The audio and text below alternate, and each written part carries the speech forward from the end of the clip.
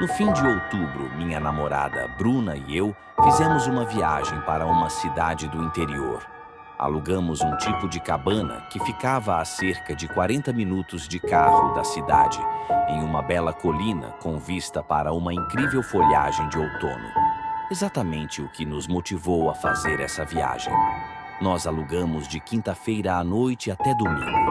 A cabana possuía um sistema de entrada com código, e o proprietário nos enviou a combinação antes de nossa chegada, para que conseguíssemos entrar na cabana. Era um espaço acolhedor, todo em madeira, com um ar rústico.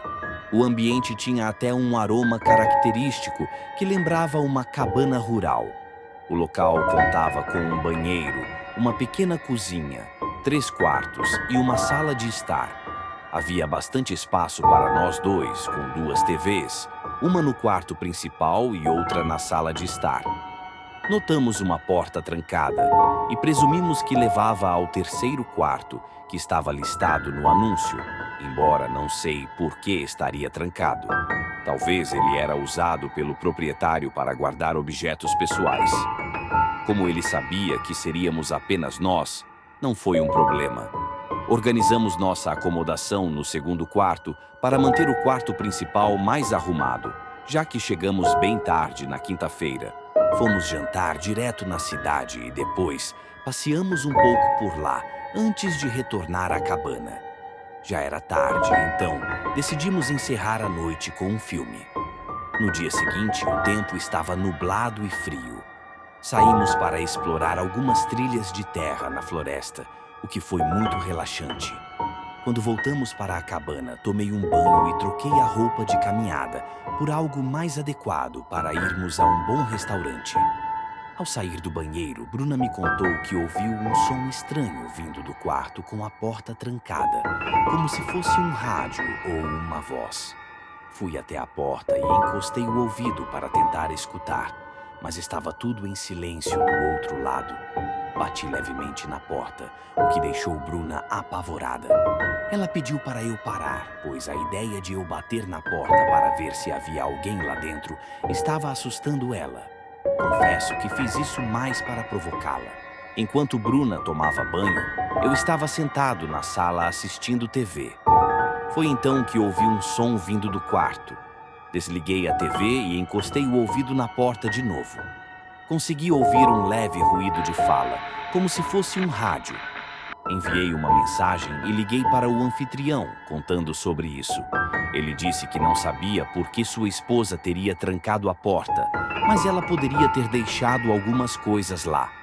Em relação ao barulho, ele precisaria perguntar a ela sobre isso. Bruna e eu saímos para almoçar depois que ela terminou o banho. Não contei a ela sobre o som que ouvi no quarto, pois não queria assustá-la. Para mim, parecia claro que a esposa do anfitrião havia esquecido algum tipo de rádio no quarto. Fomos a um restaurante, localizado na rua principal da cidade. Depois disso, demos uma volta pela região. Nesse momento, o anfitrião me ligou dizendo que sua esposa comentou que não havia trancado aquela porta. E ele não sabia ao certo o motivo pelo qual eu estava ouvindo barulho. Ele se ofereceu para passar na cabana e verificar, e eu concordei. Com isso, voltamos para casa, o que levou cerca de 40 minutos de carro. Bruna entrou e desabou no sofá, exausta de tanto andar. Enquanto eu também estava por ali, ouvi novamente barulhos vindos do quarto. Falei para Bruna: espere um pouco, e fui conferir. Não sei por que não fiz isso antes. Me aproximei da janela do quarto, que estava trancada, e, como não havia cortinas nem nada bloqueando a visão, olhei para dentro. Fiquei aterrorizado ao ver um homem alto e magro, com uns 20 e poucos anos, usando um capuz e dançando lentamente no centro do quarto. Ele certamente tinha algo que parecia ser um pequeno rádio na mão. Assim que me viu na janela, ele parou e me encarou com um sorriso. Comecei a gritar pelo nome de Bruna, saindo de casa. Ela veio até a porta, confusa e assustada. Disse a ela para entrarmos no carro. Peguei nossas malas e deixei tudo o que não era essencial para trás, jogando o que conseguimos colocamos no porta-malas enquanto partíamos rapidamente dali. Liguei para o anfitrião e falei para chamar a polícia, pois parecia que alguém estava na cabana. Cerca de 1 hora depois, enquanto ainda estávamos na cidade, recebi uma ligação do anfitrião informando que a polícia tinha chegado. Eles verificaram o terceiro quarto, que estava aberto, mas não encontraram ninguém. No entanto, sob a cama, havia vários pacotes vazios de comida, o que indicava que alguém realmente esteve ali. Retornamos para pegar nossos pertences restantes e pedimos o reembolso para o anfitrião. Depois disso, decidimos não ficar mais lá e fomos para um hotel próximo, onde permanecemos até domingo antes de voltar para casa.